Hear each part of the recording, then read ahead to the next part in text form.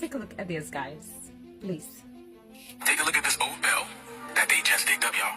This right here is in South Carolina. This bell weighs almost 560 pounds alone. Of course, they had to use one of the Tonka toys in order to dig it out of the earth because no man can lift that on his own. Why is it so easy for you to believe in what they teach you at school? Look closely at But when this you photo show from you 1813. evidence, they have been hiding stuff. In southern Poland, flooded. Because This flooding is not History. We have We've to been forced present fed since day one and rip it right in half. So here we go. The photo description states that in the summer of 1903, construction continues inside the entrance to the Palace of Machinery for the Louisiana Purchase Exposition, the 1904 World's Fair. The date of this photo is in 1903. The fair in St. Louis was in 1904. So this would all make perfect sense, except there's a massive flaw. A flaw so big that it's undeniable proof that this building was constructed 100 years before the 1903 date that we are told, and proof that there was a mud flood that ripped through this building at some point after 1803. Where? This is a photo of people digging out this building from a massive mud flood. So these buildings all around here, as I told in class last night, they're ours. They belong to us. They're ancient, these buildings. There's a whole city underneath this city. They've been burned, all the major cities, the major energy centers. Our ancestors set up these energy centers that we call Philadelphia, New York, Boston, Atlanta, Detroit, right?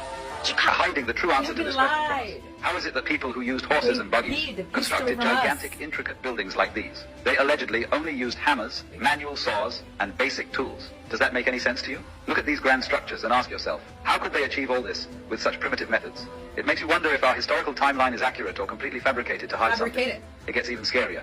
What if the dates on these buildings are wrong? Imagine if that number 1 wasn't a 1 at all. Our history could be off by 1,000 years. A river just appeared out of nowhere in Saudi Arabia, fulfilling a 2,500. I think that proves that if it's happening now, something like a mud flood could have happened before. Wake the fuck up! Tartaria was erased from the history books because they had technology that would free humanity from its system. The system you and I still are slaves of.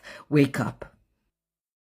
Are you ready? Because I'm about to blow your mind. This is the craziest conspiracy theory that Conspiracy theory? The truths they don't want you to know. actually links to Tartaria. In the meanwhile, yes, this is exactly what it looks like. A bell cemetery. In the 1900s, all the bells from all over the world, they were collected. They were collecting them to destroy, to make material, so they could build arms for the Second World War. But that's bullshit. There was a simple excuse.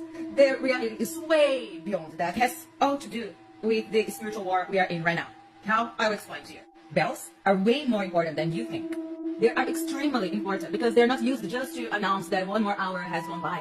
The frequency of the bells take us to a higher frequency. It's God's material.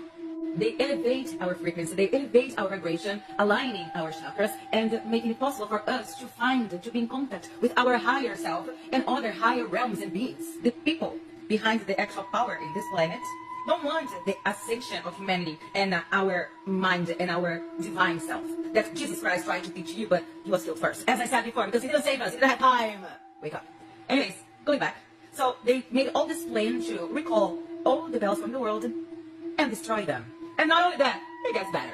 To worse. In 1953, the world patronization for music frequency changed from 432 to 440. And you can obviously notice that it was a high vibration over here, and here is a lower frequency, a lower vibration. So not only we are stuck with music in lower vibration, but also we don't have anything to higher it up. Oh, guess who did this? The Rockefellers. Yeah. All because keeping the humanity in a lower frequency creates a state of consciousness, a collective consciousness in a lower vibration without being able to achieve higher levels of consciousness and then be set free of this prison planet. Why? Because they want their slaves to work so they can live the best life. And you cannot find the divine in yourself or the power or actually enjoy an actual life. Tartary or Tartaria is known to be an old civilization that was lost. The civilization of the Tartarians were known for having the technology of the frequency of the bells and how it changes and how it modifies, how it affects the human body. Anywhere between 1800s and 1900s, something really odd, destroyed, disappeared completely with any of this technology, with the city and everything that was called the mud puts. And interesting, we actually have that nowadays. Take a look. Yep, mud volcanoes, mud explosions. But it's just a conspiracy theory, you know. Not as real. Just saying. Don't mind me. That's right. And no, I'm not scared. Bye.